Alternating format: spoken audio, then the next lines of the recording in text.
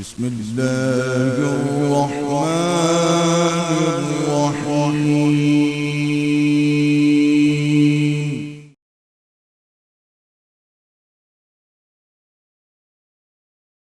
أعوذ بالله من الشيطان الرجيم. بسم الله الرحمن الرحيم. الحمد لله رب العالمين. الصلاة والسلام على سيدنا ونبينا وحبيب قلوبنا وطبيب نفوسنا بالقاسم محمد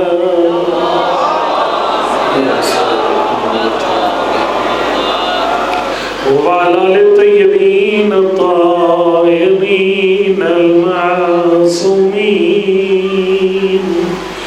لا سيما على بقية الله الأعظم روحي وروح العالمين للتراب مقدمه الفداء. أما بعد، فقد قال الصادق عليه الصلاة والسلام: إذا عرفت فاعمل ما شئت. صلوات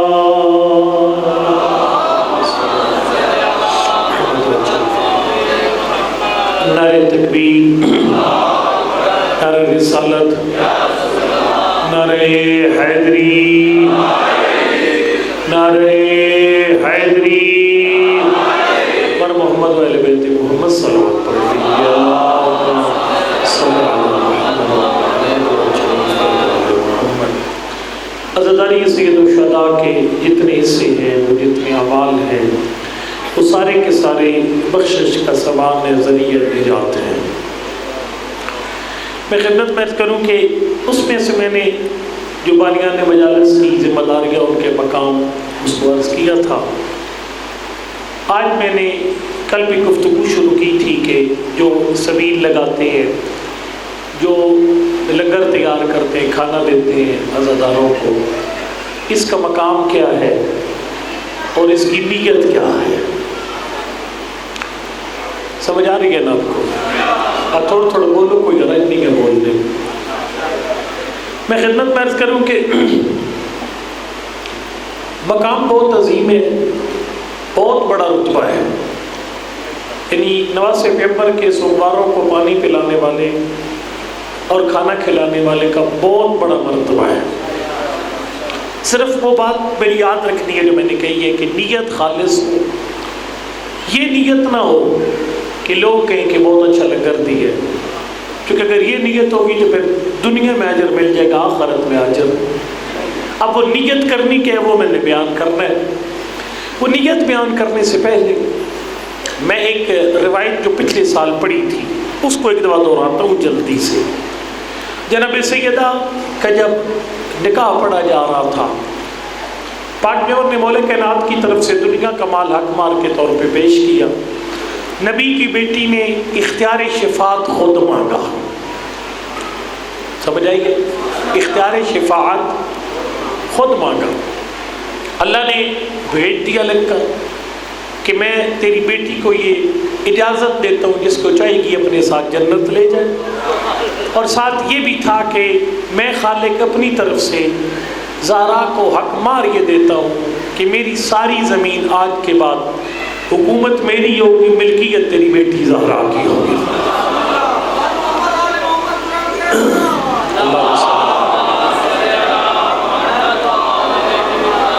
یہ پچھلے سال میں پڑھ گیا آپ کے سامنے، لیکن اس میں جو نتیجہ نکالنا ہے وہ یہ ہے. معصوم فرماتے ہیں جب ہماری دادی دنیا سے گئی، وہ جو کپڑا تھا جس پہ تحریر تھی وہ اپنے کفن میں رکھوایا، اور بی بی اس کپڑے کو اس وقت نکالے گی جب دروازہ جنت پہ پہنچے گی. آواز آئے گی میری کنیر جنت تیری مشتاق ہے، جنت کیوں نہیں جاتی؟ فرمائیں گی پروردگارا اريد ان يعرف قدری فی مثل هذا اليوم، آج زمانے کو بتا تیری بارگاہ میں بطول کی عزت کیا ہے۔ آواز قدرت اور خود بھی وہ تحریر نکالے گی، پروردگارا یہ تیری تحریر ہے، تو نے خود وعدہ فرمایا، مجھے حکمار کے طور پر یہ اختیاری شفاعت عنایت فرمایا تھا، پروردگار مجھے دے اجازت جسے چاہوں اپنے ساتھ جنت لے جاؤں۔ دیکھیں ایک بات میں ہمیشہ کہتا ہوں، پاک پیغمبر اللہ کے بعد سب سے بلند و برتر ہے، لیکن اللہ کی ذات نے ہر ہستی کو کچھ خاص فضیلتیں دی ہیں جو باقیوں کو نہیں دی، اور اس پر کتابیں لکھی ہیں علماء نے باقاعدہ۔ الخصائص الفاطمیہ 2 جلدوں پہ کتاب ہے جس میں جناب سیدہ کی خصوصیات بیان فرمائی ہے۔ اب میں وہ ساری نہیں پڑھوں گا، مثال دوں گا تو آپ پریشان ہو جائیں گے، میں خالی یہاں سے عرض کرتا ہوں کہ جو انداز ہے نا جناب سیدہ کا اپنے گناہگار شیعہ بخشوانے کا، یہ انداز باقی 14 معصوموں کے بارے میں کسی کے بارے میں نے نہیں پڑھا، بلکہ بڑے بڑے علماء فرماتے ہیں کہ یہ انداز روایت میں کسی معصوم کے بارے میں نہیں ہے جیسے سیدہ اپنے گناہگار شیعوں کو بخشوائیں گی۔ وہ انداز ذرا سنیے گا۔ تیرے معصوم امام فرماتے ہیں جب اللہ کی طرف سے مل جائے گی نا اجازت بی بی کو اپنے گناہگار شیعہ بخشوانے کی، فرمایا تلتقط شیعہ و محبیہا کما یلتقط الطیر الحب الجید من الردی، ہماری دادی معاشر کے میدان سے اپنے شیعوں اور حبداروں کو ایسے چن لے گی جیسے پرندہ کھوکھلا دانہ چھوڑ کر پرمغز دانہ چن دیتا ہے، پرمغز دانہ چن دیتے ہیں۔ یہ ایک مخصوص انداز ہے جناب سیدہ کا۔ میں نے بات شروع کی ہے کہ سبیل اور جو کھانا عزاداروں کو دیتے ہو اس میں نیت کیا ہو، آپ آگے سنیے گا۔ روایت کہتی ہے کہ اس کے بعد جناب سیدہ اپنے حبداروں اور شیعوں کو لے کر پہنچے گی در جنت پر۔ اب اللہ کی ذات یہ بی بی کے عزاداروں کے دل میں یہ بات ڈالے گی، یہ حبدار یہ شیعہ رک جائیں گے دروازے جنت پر۔ آواز قدرت آئے گی ما لکم احبائی لا تدخلون الجنہ، میرے پیاروں جنت کیوں نہیں جاتے؟ وہ کہے گی نرید ان یعرف قدرنا فی مثل ھذا اليوم، اے اللہ آج دنیا کو بتا تیرے گھر میں زہرا کے شیعوں کا مقام کیا ہے۔ اللہ یا رسول اللہ یا علی علیہ السلام زندہ باد زندہ باد مردہ باد، اللہم صلی علی محمد۔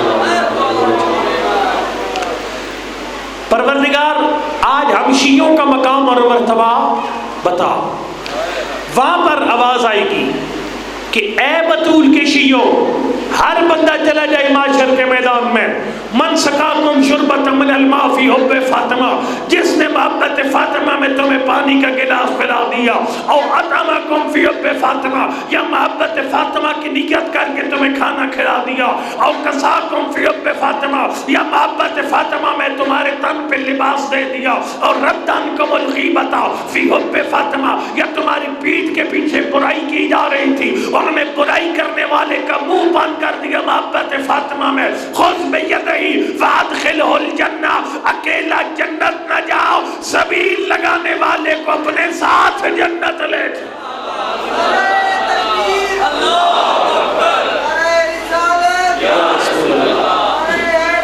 یا علی علیہ السلام اللہم صلی علی محمد وعلی محمد۔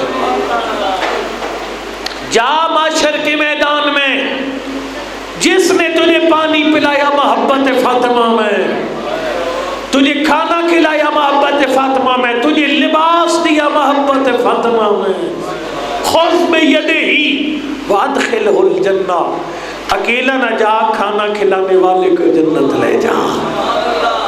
یہ میں نے کیوں پڑھا سب کچھ؟ یہ میں نے اس لیے پڑھا جب تیری کسی عمل کی نیت میں نبی کی سچی بیٹی آ جائے، آصف جلالی کو کیا پتہ عظمت بطول کیا ہے؟ یقین جانتا جب تیرے چھٹے امام سے پوچھا گیا تھا مولا آپ کی دادی بطول کا مرتبہ کیا ہے، تو تیرے معصوم امام نے فرمایا تھا جتنے کمال ایک مخلوق کے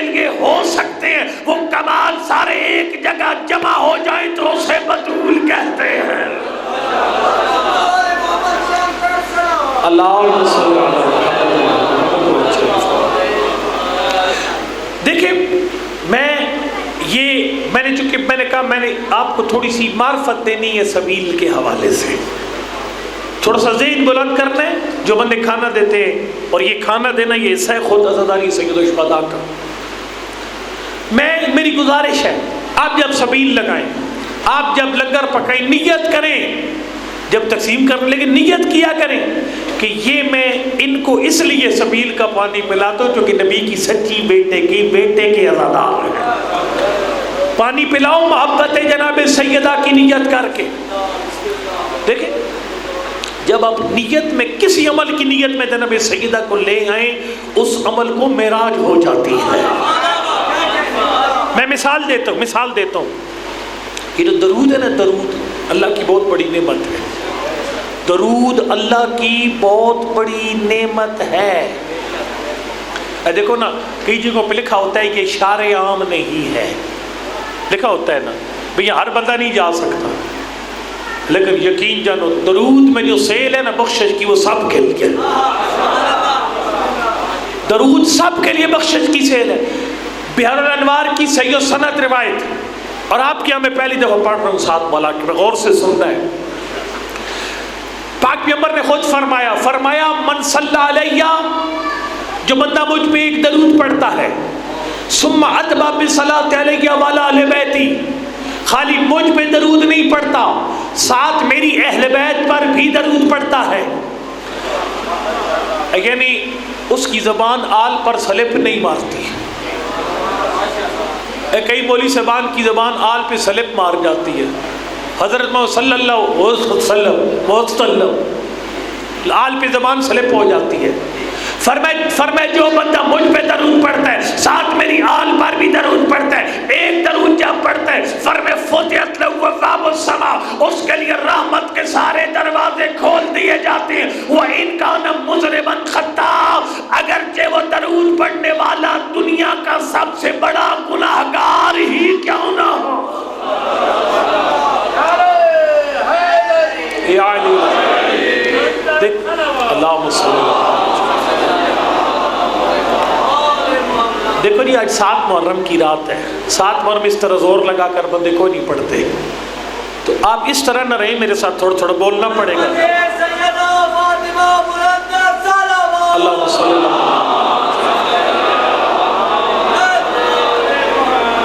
اگر آپ لیٹ کر شروع کریں گے میں جمعے کا خطبہ شروع کر دوں گا، میں جمعہ بھی پڑھاتا ہوں، پتہ ہونا چاہیے آپ کو، ٹھیک ہے؟ لہذا میں سینے کا زور لگاؤں پیٹرول پر اور آپ سی این جی پر بولیں آگے سے۔ فرمایا جو بندہ مجھ پر ایک درود پڑھتا ہے اور ساتھ میری آل پر بھی پڑھ دیتے، مجھ اور میری آل پر ایک درود پڑھتا ہے، فتحت لہ ابواب السماء، آسمان کے سارے دروازے کھول دیے جاتے ہیں۔ وہ درود پڑھنے والا کوئی عالم ہو، ذاکر ہو، آیت اللہ ہو، نہیں، فرمایا نہیں، وَإِن كَانَ مُذْنِبًا خَطَّاءً، اگرچہ دنیا کا سب سے بڑا گناہگار ہی کیوں نہ ہو۔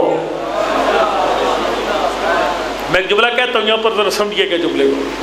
مولا کائنات نے نہج البلاغہ میں ایک جملہ ارشاد فرمائے، سرکار فرماتے ہیں اگر دعا قبول، دیکھو میں ایک مثال، یہ بخل کسے کہتے ہیں؟ ایک ہوتی ہے سخاوت جسے کرم کہتے ہیں، ایک بخل ہوتا ہے۔ بخل کا طریقہ میں بتاتا ہوں آپ کو۔ بخل اس طرح ہے، ایک امیر بندہ آیا، اس کو میں اٹھ کر آؤ جی آؤ جی، غریب آیا تو آ گئے ہیں، یہ بخل ہے۔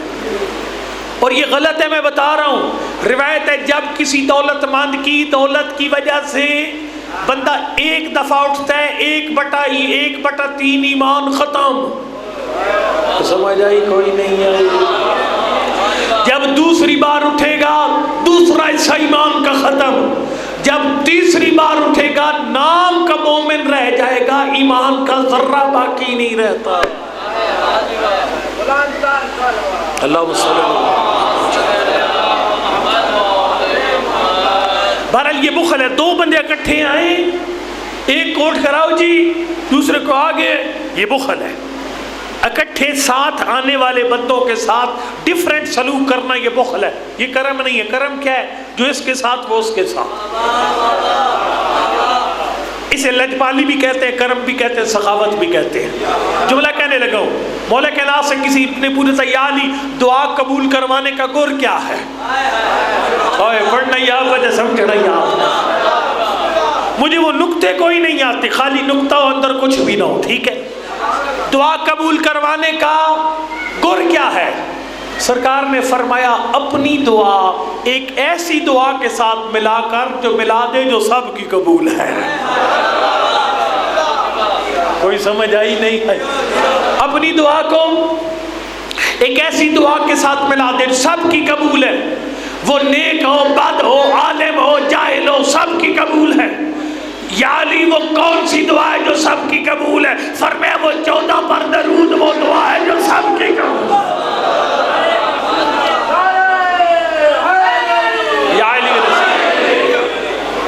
اللہ نے آل محمد پہ رحمت بھیجنی ہے، یہ جو بھی کہے گا اللہ نے بھیجنی ہے، سمجھ آ رہی ہے؟ یہ سب کی قبول ہے۔ فرمایا یاد رکھ جب تو اپنی دعا اس کے ساتھ جوڑ دے گا، وہ سخی ہے، بخیل نہیں ہے، اس کے صدقے میں دوسری بھی قبول کر لے۔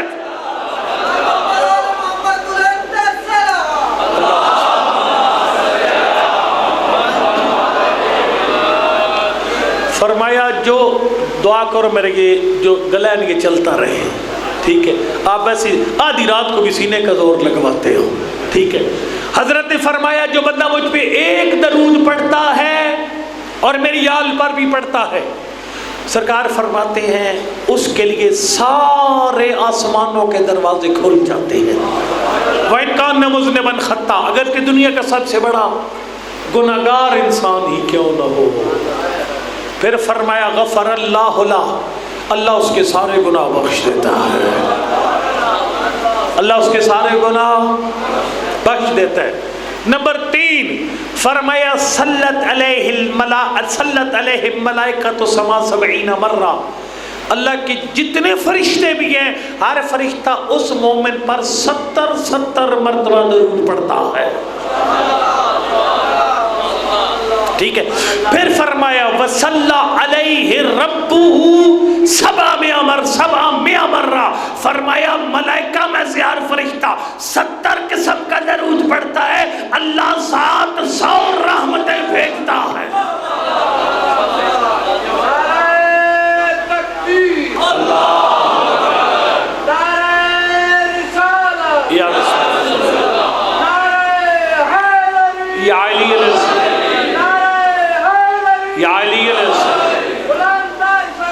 اللہم صلی علی محمد وعجل فرجہ، اللہ 700 رحمتیں بھیجتا ہے۔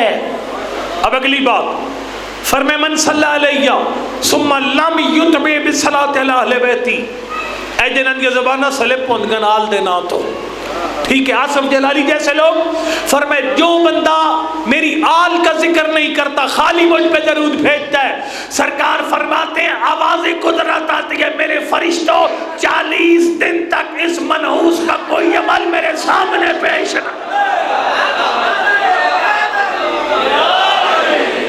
اس کو اللہ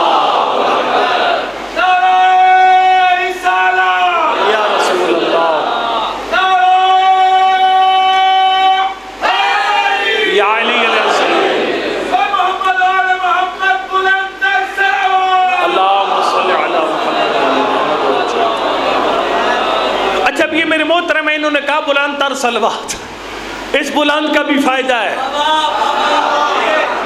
اس بلند کا بھی فائدہ ہے۔ کئی بندے کہتے ہیں 2 ہاتھ کھڑے کر کے نعرے مارو، اور نعرے کے ایک ہی ثواب، ہاتھ کھڑے کرنے کا وقت ثواب کوئی نہیں، ٹھیک ہے؟ لیکن اونچے درود کا ثواب ہے، اونچے درود کا ثواب ہے۔ نبی نے فرمایا جب بندے اونچا درود پڑھتے ہیں ایک بیماری ختم ہو جاتی ہے۔ وہ بیماری کون سی ہے؟ ابھی آپ منہ پہ کہو نا قبلہ صاحب ذرا اور پڑھو آنا چنگا پڑھ دیو، پچھو آکو بہو ماڑا پڑھ دا سی، سمجھ آئی کو نہیں ہے؟ جسے منافقت اور دو نمبری کہتے ہیں، منہ پہ اور کانڈ کے پیچھے کچھ اور، ٹھیک ہے؟ اور یہ پھیلی ہوئی ہے بیماری ہمارے اندر بیماری پھیلی ہوئی ہے۔ ایک جگہ میں نے مصائب پڑھا تو ایک بندے نے مجھے کہا اور مصائب پڑھتے مزہ آ گیا، معراج ہو گیا۔ اسی بندے نے میں ادھر گیا کہتا بہت لمبا مصائب پڑھیا سی، یہ ہماری حالت ہے، منہ پہ اور پشت کے پیچھے کچھ اور ہے، اور یہ نتیجہ ہے ایک اور چیز کا۔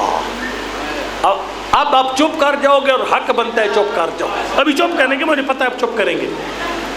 آپ کے چھٹے امام سے پوچھا گیا تھا مولا یہ خلوص کب ختم ہوتا ہے؟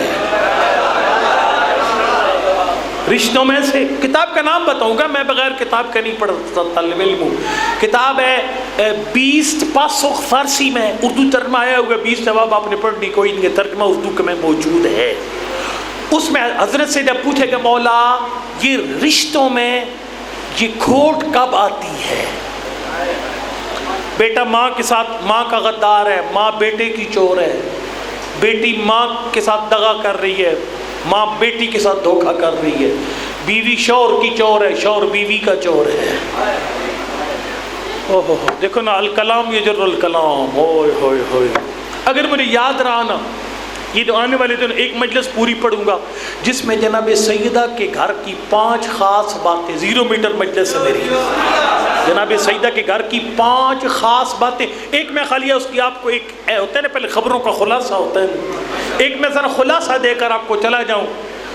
جناب سیدہ نے خود مولا کائنات کو سامنے بیٹھ کر فرمایا یا علی میرا اور آپ کا گھر کائنات کا سب سے پیارا گھر ہے، کیوں؟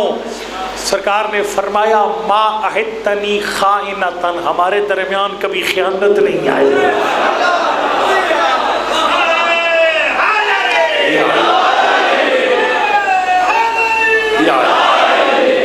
5 باتیں وہ یہ ایک بریکنگ نیوز رکھے اپنے پاس ایک حصہ اس کا، اگر پھر مجھے کبھی یاد ہے تو پڑھ دوں گا، نہیں تو اگلے سال، پھر یہ نہیں اگلے سال تو مشکل یہ میں نہیں ہوں گا، لیکن یہ ہے کہ پھر کسی موقع پر روایت تو آپ کو پڑھ کر سنا دوں گا کہ وہ 5 باتیں کون سی ہیں۔ اگر آپ نے ڈیمانڈ کی تو کل ہی ہو سکتا ہے پڑھ دوں، پرسوں پڑھ دوں، اور اگر آپ نے کہا نہیں مولوی لمبا ہو جائے گا، اگر اس کو کہا پھر پڑھو، ٹھیک ہے، تو پھر صحیح جب کسی موقع پر آیا۔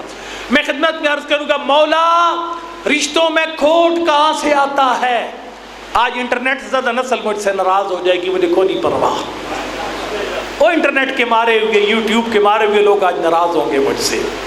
تیرے صادق امام نے فرمایا ایاک والغنا، فرمایا خبردار شادی بھی آیا کسی موقع پر اپنے گھر میں گانے بجانے کو نہ گھسنے دینا، موسیقی بیمار روح کی غذا ہے، علی والوں کی خوراک نہیں ہے۔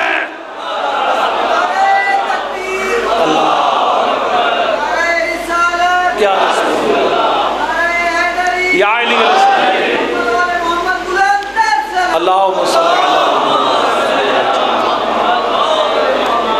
فرمائیا کا والغنا، خبردار۔ میں پچھلے سال پڑھ گیا وہ جو سڑک پہ مجلس ہی نا، اس رات کو سرکار وفا کا فرمان پڑھا تھا، پتہ نہیں آپ مجھے یاد ہے، آپ کو پتہ نہیں یاد ہے کہ نہیں، سڑک پر جو شب عاشور کی مجلس تھی جس میں سرکار وفا نے فرمایا تھا جس گھر سے شادی یا کسی موقع پر گانے کی آواز آئی وہ گھر یزیدی ہوتا ہے، حسینی نہیں رہتا۔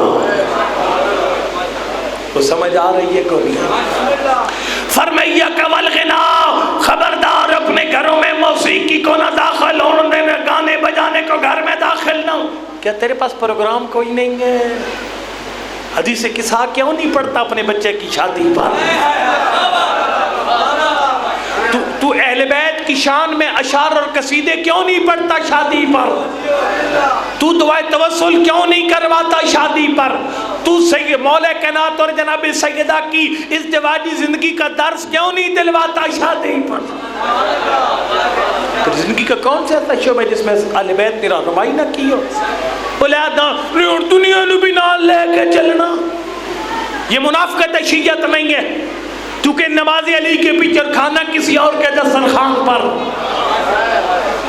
اگر 2 مہینے 8 دن حسین کے ساتھ ہے تو پھر اپنے بچے کی شادی میں بھی حسین کو یاد رکھا کر، اور دنیا نو نال رکھنا۔ فرمایا کہ والغنا، خبردار گانے بجانے کو گھر میں نہ آنے دینا۔ مولا کیوں؟ فرمایا 2 نقصان، غور فرمانا، 2 نقصان۔ فرمایا فَإِنَّهُ يُورِثُ الْفَقْرَ وَالنِّفَاقَ، فرمایا پہلا نقصان لاکھوں کمائے گا لیکن ہاتھ پھیلا رہے گا، کمائے گا بڑا لیکن ہاتھ پھیلا رہے گا۔ اپنے حکمرانوں کو دیکھ لو، یعنی پیسہ اتنا حساب ہی کوئی نہیں ہے، پھر کبھی پاناما میں پھنسے ہوئے ہیں، کبھی اقامہ میں پھنسے ہوئے ہیں۔ تو سمجھ آ رہی ہے کون یہ اپنی خود تبدیلی سرکار کے بھی وہ جو دست و بازو سارے ہی پھنسے ہوئے، یعنی اتنا زیادہ مال ہونے کے باوجود پھر بھی سوال ہاتھ دستے سوال پھر دراز ہے۔ ایک جملہ کہنے لگا ہوں، یقین جانو نویں امام نے فرمایا تھا پیسے میں عزت نہیں ہے، توجہ، پیسے میں عزت نہیں ہے، وہ پیسہ زیادہ ہو، کاٹن کا سوٹ ہو، گاڑی نمی ہو تو پھر عزت ہوتی ہے۔ فرمایا نہ، عزت اس میں نہیں ہے، پھر عزت کس میں؟ فرمایا عز المؤمن الترفع مما فی اید الناس، مومن کی عزت اس میں اسے کسی کے ہاتھوں کی طرف نہ دیکھنا پڑے۔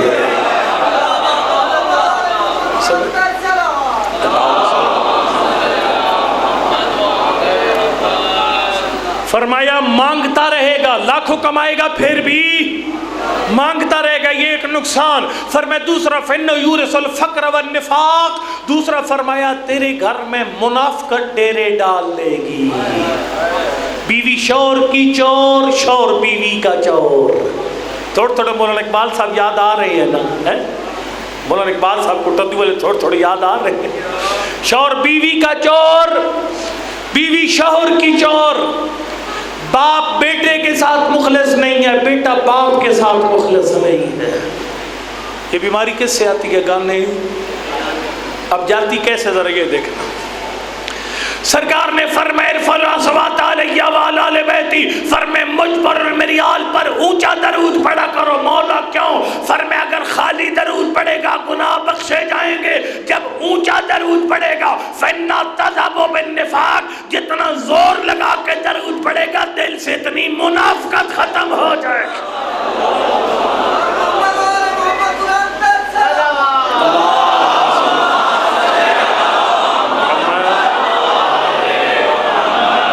اور میں گزارش کروں گا ایک اور آپ کو، جہاں پر بھی پاک پیغمبر کا نام آئے وہاں پر مستحب مؤکد ہے درود پڑھنا۔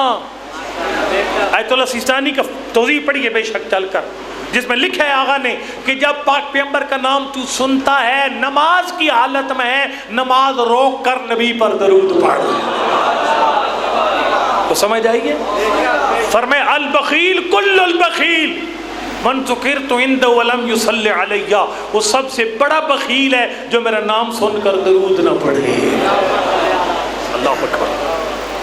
اچھا اب چلو یہ آل سے زبان پھسلنا تو دائیں بائیں ہو گیا، لیکن ایک تباہی ہماری بھی ہو رہی ہے درود کی، وہ بتاؤں جو ہم خود اپنی تباہی کر رہے ہیں درود کی وجہ سے۔ میں بتاتا ہوں آپ کو، آپ نام لکھتے ہو حضرت محمد سواد، حضرت علی عین، امام صادق عین، یہ عین سواد کا کیا مطلب ہے؟ اور میں ایک اور بات کروں، کئی ایسے مومنوں کے سکول ہیں وہاں پر جناب ان کی جو پیپرز میں نے خود دیکھے بنتے ہیں، ادھر لکھا ہوتا ہے حضرت محمد صلی اللہ علیہ وسلم لکھا ہوا ہے۔ بھائی یہ کیا ہوگا؟ او جی قبلہ اے پرنٹ انہیں ہو سی ٹھپا انہیں سی، میں کیا اگ لگے ٹھپے نوں۔ اگر آپ لکھو گے درود اور آل کھا جاؤ گے 40 دن تک عمل قبول نہیں ہوگا۔ یہ مومنین خیال رکھیں، یہ اس چکر میں نہ پڑے کہ فونٹ کے اندر آل نہیں تھا، اگر فونٹ میں آل اب آل ڈلواؤ۔ دم کٹا درود نہ پڑھنا صحیح ہے نہ لکھنا صحیح ہے، اور یہ سواد عین نہ لکھا کرو، غلط ہے سواد عین لکھنا۔ ہمارے ایک حدیث کے استاد تھے قوم میں، اللہ ان کو صحت و سلامتی دے، زندہ ہے، آغا عابدی، وہ فرماتے ہوتے تھے، وہ حدیث کے ماسٹر تھے، وہ پی ایچ ڈی تھے حدیث میں، وہ فرماتے تھے یہ سواد بے معنی لفظ ہے، صلی اللہ علیہ وآلہ وسلم درود ہے، دعا ہے، کائنات کی سب سے افضل دعا، لیکن سواد کا مطلب ہی کوئی نہیں ہے، بے معنی لفظ۔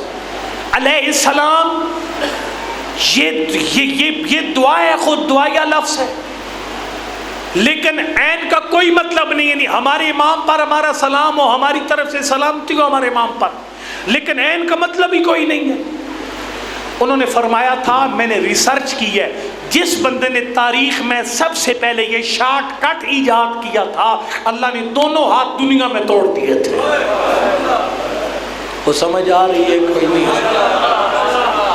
لہذا مہربانی کرو یہ عین اور صاد کے چکر میں نہ پڑھو، پورا علیہ السلام لکھو، پورا صلی اللہ علیہ وآلہ یہ میری جتنی مائیں بہنیں میرے بھائی بزرگ بیٹھے ہیں سارے کے سارے وعدہ کریں، سعد نہیں لکھیں گے صلی اللہ علیہ وآلہ وسلم لکھیں گے، عین نہیں لکھیں گے علیہ السلام لکھیں گے، ٹھیک ہے؟ میں نے ساری محنت کس لیے کی؟ جناب سیدہ کے لیے، اور وہاں سے میں آپ کو لنگر کی نیت پہ لانا چاہتا ہوں، ٹھیک ہے؟ مجھے یاد ہے میں نے بات شروع کہاں سے کی تھی۔ پاک پیغمبر فرماتے اگر مجھ پر، بلکہ یہ ایک اور جملہ میں اور یہاں کہہ لوں، یہ جو درود ہے نا، یہ اللہ کی وہ نعمت ہے جو زندوں کے لیے بھی کیمیا ہے اور آپ کے مرحومین کے لیے بھی کیمیا ہے۔ بہار میں روایت ہے، بہار کی 90 نمبر جلد میں یہ روایت ہے، پاک پیغمبر نے فرمایا اکثر الصلاۃ علیہ، مجھ پر زیادہ درود پڑھا کرو، فِنَّا نُورٌ فِي الْقَبْرِ وَعَلَى الصِّرَاطِ وَفِي الْجَنَّةِ، جو مجھ پہ درود پڑے گا اس کی 3 مقامات روشن ہو جائیں گے۔ فرمایا نہ قبر میں اندھیرا، نہ پل صراط پہ اندھیرا، نہ معاشر میں اندھیرا۔ سمجھ آ رہی ہے کون یہ؟ اللہم صلی علی۔ بس میں چھوڑنے لگوں، آپ بھی بالکل تھک چکے ہیں۔ قبر روشن، پل صراط روشن۔ اس کے ذیل میں علامہ نے ایک واقعہ لکھا، علامہ مجلسی نے، واقعہ قابل غور ہے۔ علامہ نے ذیل میں واقعہ لکھا کہ ایک بندے نے بیٹی فوت ہو گئی، بیٹی دفن کی، اور بیٹی کو دفن کر کے خواب میں بیٹی دیکھی، بیٹی بڑی پریشان، قبر تنگ، بڑی خستہ حال۔ 2 دن بعد پھر بیٹی سے پوچھ لیا بیٹا یہ کیا ہوا؟ اس نے کہا اللہ نے کچھ گناہوں کی سزا دی ہے۔ 2 دن بعد بیٹی خوش باش، قبر امام برگاہ جتنی کھلی۔ آپ کا امام برگاہ کھلا کروانے کو دل ہے یا نہیں ہے؟ اگر ہے تو پھر امام کے لنگر میں اپنا حصہ ڈالو، خود کھا جاؤ گے تو حساب دینا پڑے گا، جو امام کے گھر پہ ایک اینٹ لگا دو گے تو صدقہ جاریہ بن جائے گا۔ صحیح بات ہے۔ ایک جملہ کہہ دو یار، وہ حضرت سلمان اور ابو ذر میں فرق کتنا ہے؟ نبی نے دونوں کے ایک ایک درہم دیا، فرمایا جاؤ اللہ کی راہ میں، جاؤ جدھر مرضی ہے خرچ کرو۔ حضرت ابو ذر گئے بازار سے، گوشت خریدا، نمک خریدا، دودھ خریدا، آ کر کھانا پکایا، دوستوں کو بلایا، کھانا کھلایا سب کو۔ حضرت سلمان نے بھی کہیں جنگ خرچ کرنا تھا کر دیا۔ جب خوب گرمی عروج پر تھی نا، سورج سوانیزے پہ تھا، نبی نے فرمایا ابو ذر پتھر پہ کھڑے ہو کر بتا کدھر خرچ کیا؟ ابو ذر نے کہا اللہ کا نبی بازار گیا، بازار سے گوشت خریدا، کرتے کرتے پاؤں جل گئے۔ سلمان کا بھی پہلا پیر پتھر پہ نہیں گیا تھا، اس ہاتھ سے لیا، اس ہاتھ سے اللہ کی راہ میں دے دیا۔ اس ہاتھ سے لیا، اس ہاتھ سے اللہ کی راہ میں۔ پھر آپ کہو گے لمبا پڑ گیا، میں چھوڑتا ہوں اسی مقام پر۔ اس ہاتھ سے لیا، اس ہاتھ سے اللہ کی راہ میں۔ بس اتنا سمجھ لو، جو اپنے اوپر خرچ کرو گے نا اس کا حساب دینا پڑے گا، جو اس گھر پہ خرچ کرو گے اس کا ثواب ملے گا۔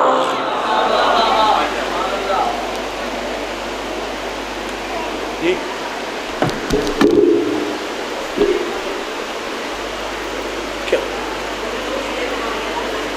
جلوس آ رہا ہے؟ میں مسائب شروع کر دوں؟ ٹھیک ہے ٹھیک ہے۔ اللہ اکبر۔ آپ کے پاس میں کوئی تمہید نہیں باندھتا، کربلا میں علی اکبر کے لاشے پہ حسین نے شیعوں کو یاد نہیں کیا، عباس کے بازو اٹھائے، شیعوں کو یاد نہیں کیا، قاسم کا لاشا اٹھایا، نہیں کہا شیعہ ہوتے کربلا میں جب میں نے قاسم کا لاشا اٹھایا۔ لیکن سرگودا والوں، کربلا میں ایک ایسا وقت تھا جب غریب نے اپنے شیعوں کو یاد کیا۔ راویہ بی بی سکینہ بنت الحسین، وہ جس بی بی کے کرتے کو شام غریب آگ لگی ہوئی تھی، تھک کر نہیں سننا آخری راتیں سادات کی، جس بی بی کے کرتے کو آگ لگی ہوئی تھی، بابا بابا کر کے دوڑ رہی تھی، پتھروں کا ڈھیر سے آواز ہے الیہ الیہ یا بنیہ، میرے لال تیرے بابا پتھروں کے ڈھیر کے نیچے۔ رونے والوں بی بی سکینہ کا بیان ہے، میں جب بابا کی لاش کے پاس آئی نا، کٹی رگوں سے 4-5 جملے ادا ہوئے. ان میں سے ایک جملہ تھا سکینہ میرے شیعوں کو میرا پیغام دینے. کربلا میں وقت تھا جب میں نے تمہیں بڑا یاد کیا. مولا کب یاد کیا؟ فرمائے شیعتی لیتکم تم فی یوم عاشورا. میں اس کا ترجمہ بعد میں کروں گا، پہلے ایک روایت پڑھتے ہوتے ہیں. چھٹے امام سے بندے نے پوچھا تھا مولا وہ کون سا وقت ہوتا ہے جب مر جانا آسان ہوتا ہے اور وہ کام کرنا مشکل ہوتا ہے؟ موت سے مشکل مرحلہ کون سا ہوتا ہے؟ تیرے صادق امام نے رو کر فرمایا تھا جب کسی شریف کو کسی کمینے سے کچھ مانگنا پڑ جائے. جب کسی شریف کو کسی کمینے سے مانگنا پڑ جائے. مر جانا آسان ہوتا ہے لیکن شریف کے لیے کمینے سے مانگنا مشکل ہوتا ہے. رونے والوں کربلا میں حسین سے بڑا شریف کوئی نہیں تھا، شام والوں سے بڑا کمینہ کوئی نہیں تھا. یہی وجہ سکینہ کو کہا سکینہ بیٹا میرے شیعوں کا میرا پیغام دینا. شیعتی لیتکم تم فی یوم عاشورا. شیعوں کاش 10 محرم کربلا ہوتے، جمیعاً تنظرونی میری غربت کا منظر دیکھتے. کیف استسقی لطفلی میں نے اپنے اصغر کے لیے پانی کا سوال کیسے حجرکم اللہ. میں لمبا نہیں کروں گا، 1-2 جملے بس میں نے کہنے ہیں. اللہ اکبر. اس کا مطلب ہے اس پانی مانگنے کے انداز میں کوئی درد چھپا ہوا ہے. اس درد کو علماء نے بیان کیے کیسے. فرمایا افلا ترونا کیف یتلذا تشا. ظالموں مجھ پہ بھروسہ نہیں ہے نا، لو خود اصغر کو دیکھ لو. اس وقت میرے لال پر پیاس کی وجہ سے حالت تلذی آ چکی ہے. یہ تلذی عربی زبان کا لفظ ہے. یہ مچھلی پہ اس وقت بولا جاتا ہے جب مچھلی کو پانی سے باہر نکالا جاتا ہے. پہلے مچھلی تڑپتی ہے، ایک وقت آتا ہے تڑپنے کی طاقت ختم ہو جاتی ہے. مچھلی سر اٹھاتی ہے پھر رکھ دیتی ہے، سر اٹھاتی ہے پھر رکھ دیتی ہے. مچھلی پہ پھر دوسری حالت تیسری حالت دوسری حالت آتی ہے جب سر اٹھانے کی طاقت ختم ہو جاتی ہے. کبھی منہ کھولتی ہے پھر بند کر لیتی ہے، منہ کھولتی ہے پھر بند کر لیتی ہے. اسے حالت تلذی کہا جاتا ہے. رونے والوں 7 محرم پانی بند ہوا. 8 محرم کو اصغر نے اماں کے ہاتھوں پہ تڑپنا شروع کر دیا. جب 9 محرم کا دن آیا اب تڑپنے کی طاقت ختم ہو گئی تھی. سر اٹھاتے پھر رکھ دیتے، سر اٹھاتے پھر رکھ دیتے. لیکن جب 10 محرم کا دن آیا اب سر اٹھانے کی طاقت ختم ہو گئی تھی. منہ کھلتا پھر بند ہو جاتا. اجرکم اللہ. منہ کھلتا پھر بند ہو جاتا. ایک عالم دین کے جملے ہیں، وہ فرما رہے تھے اصغر پر تیسری حالت اس وقت تھی جب غریب نے پانی مانگا لیکن جتنی دیر میں حرملہ نے تیر تیار کیا اصغر پہ چوتھی حالت آ گئی تھی. منہ کھلتا تھا تو بند نہیں ہوتا تھا، بند ہو جاتا تو کھلتا نہ تھا. اجرکم اللہ. اللہ آپ کو اس گھر کے غم کے سوا دنیا کا کوئی غم نہ دکھائے. اللہ اکبر. آواز آئی عمر سعد کی. حرملہ دیکھتا کیا ہے؟ ذرا حوصلے کے ساتھ میری بات سمجھنا. حرملہ دیکھتا کیا ہے؟ اکتا کلام الحسین، حسین کی بات کاٹ دے. یعنی وہ کام کر غریب دوبارہ پانی نہ مانگے. یہ جملہ آپ نہیں سمجھیں گے، پردہ دار سمجھیں گی. ذرا میری ماں بہنوں بتانا 6 مہینے کے بچے کا کتنا گلا ہوتا ہے؟ اتنا سا گلا ہوتا ہے. ماں نہ گلاس سے پانی پلاتی ہے نہ چمچ سے پانی پلاتی ہے. ماں 2 انگلیاں تر کرتی ہے، بچے کے حلق سے 2 قطرے اترتے ہیں، بچے کی پیاس بجھ جاتی ہے. اتنا سا گلا تھا علی اصغر کا. ظالم نے وہ تیر تیار کیا جو جنگوں میں پہلوانوں پہ نہیں چلتا تھا، فوجیوں کو نہیں مارا جاتا تھا. وہ تیر تیار کیا جو جنگوں میں گھوڑوں کو مارا جاتا تھا. کجا 3 نوکوں والا تیر، کجا 6 مہینے کا پیاسا بچہ. یہی وجہ تیرے 12ویں امام نے زیارت ناہیہ میں فرمایا السلام علی الطفل الذی ذبح من الاذن الی الاذن. اس بچے پہ سلام جس کو تیر نے باپ کے ہاتھوں پہ ذبح کر. اجرکم اللہ. صرف 2 منزلیں، صرف 2 منزلیں ختم. بچے کو باپ کے ہاتھوں پہ ذبح کر دیا. اللہ اکبر. میں اپنے لفظوں کا ذمہ دار ہوں. آغا فاطمی نے بڑی شخصیت حوض الانبیاء قوم کی. وہ فرماتے ہیں غلط لوگ پڑھتے ہیں فلاں شہید کی لاش پر عباس کی شکل میں جبریل آیا. نہیں، حسین صبر کا پہاڑ ہے، وقت کا امام ہے، انسان کامل ہے.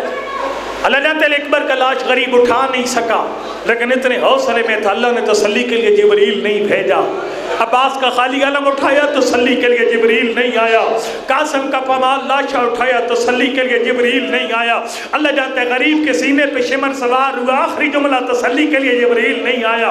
آیت اللہ فاطمی بن یا فرماتے ہیں کربلا میں ایک ہی ایسا وقت ہے جب اللہ نے حسین کو تسلی دینے کے لیے جبریل کو کربلا میں بھیجا، یہ کون سا وقت تھا؟ فرماتے ہیں جب 6 مہینے کے بچے کا لاشا باپ کے ہاتھوں پہ الٹ گیا، حسین کے چہرے پہ موت کی زردی آ گئی، جبریل آ گیا، حسین اللہ کہتا ہے امتحان ختم کر، میں راضی، تیری ماں زہرا راضی، حسین تیرے چہرے پہ موت کی زردی۔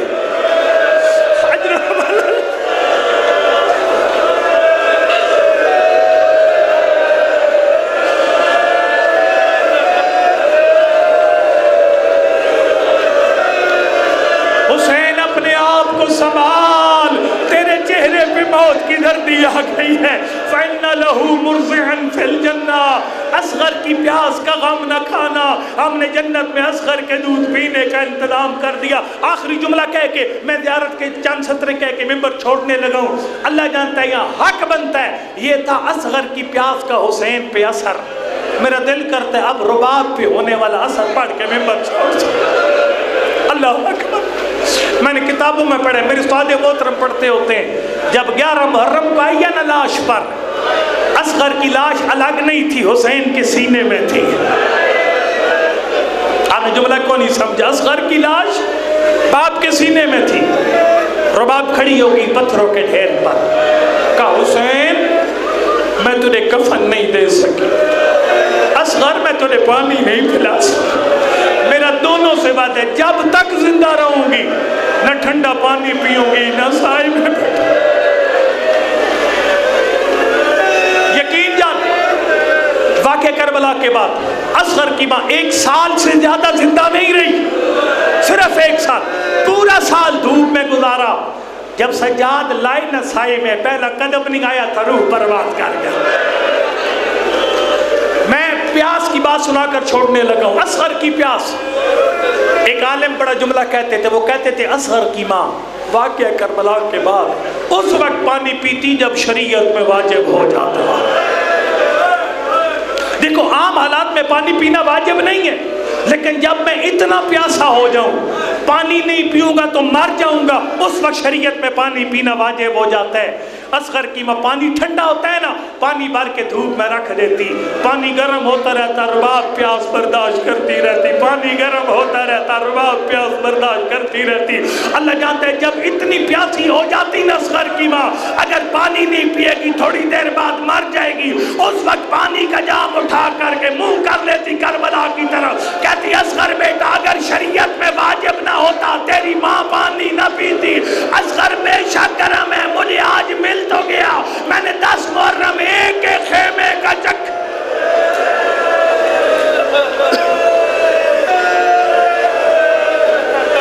السلام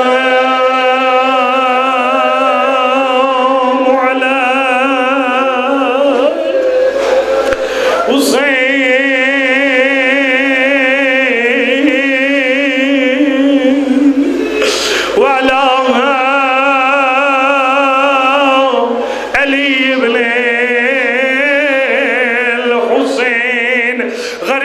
وعلی خیمہ پہرایا، اصغر کو ابا کے دامن میں چھپایا ہوا تھا، رباب کھڑی تھی، سکینہ انتظار کر رہی تھی، میرے مولا کا پہلا قدم خیام کے اندر آیا، رباب نے کہا حسین میرا اصغر پانی پی آیا۔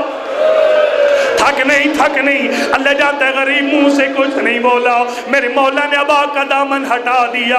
جب ابا کا دامن ہٹا، مرنی گئی کربلا کی ماں، کربلا کی ماں تیرے حوصلے کو میرا سلام، کربلا کی ماں تیری جرت کو میرا سلام۔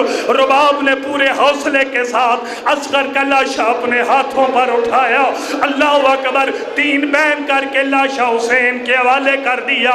یہ 3 بین جلدی سنا کے تجھے چھٹی دینا چاہتا ہوں۔ سب سے پہلا بیان کیا، فرمایا اصغر شریعت یہ کہتی ہے بڑے چھوٹے حیوان خنجر سے ذبح کیے جاتے ہیں، اونٹ بڑا حیوان ہے اسے نیزے مار کے نہر کیا جاتا ہے۔ فرمایا اصغر تیری ماں کو سمجھ نہیں آتا کہ تجھ جیسے پھولوں کو تیر مار۔ اجرکم اللہ، کیا تجھ جیسے پھولوں کو تیر مار کے نہر کیا جاتا ہے؟ آخری دو بہن میری مائیں بہنیں بہتر سمجھیں گی جنہوں نے چھوٹے بچوں کو دودھ پلائے بھی ہیں چھڑائے بھی ہیں۔ فرمایا اصغر، قرآن یہ کہتے ہیں والوالدات یرضعن اولادہن حولین کاملین، یعنی ہر ماں اپنے بچے کو 2 سال تک دودھ پلائے۔ اصغر ناراض نہیں ہونا، تیری اماں کی مجبوری تھی، میں تجھے 6 میں آخری جملہ ہاتھ اٹھا دعا کے لیے، شرم نہ کر قبولیت کی گھڑیاں، میرا اللہ کسی مومن کو خالی یاد نہ اٹھا، تجھے باب الحوائج کی اماں کے آخری بہن کا واسطہ، سنے کا ماتم کی تیاری کر، سنے کا کربلا کی ماں آخری بہن کا انسا تھا۔ فرمایا اصغر، ایک دکھ ایسا ہے جو تیری ماں کو قبر میں رلائے گا، معاشر میں رلائے گا، رباب بنو کا درد کون سا ہے؟ فرمایا ما خلتو ان سہمل الفتامہ حتی عرفنی جہرت الیام، یعنی اصغر تجھ سے پہلے بھی ماں نے بچوں کے دودھ چھڑائے ہوں گے، تھک نہیں میرا لال تیرے بعد بھی مائیں بچوں کے دودھ چھڑائیں گی۔ اصغر جب بچے کا دودھ چھڑایا جاتا ہے، ماں اپنے بچے کے لیے میٹھی میٹھی چیزیں تیار کرتی ہے، رشتہ دار تحفے لے کر آتے ہیں، لیکن اصغر تیرا دودھ چھڑانے کی رسم عجیب ہے، تجھے تیر مار کے تیرا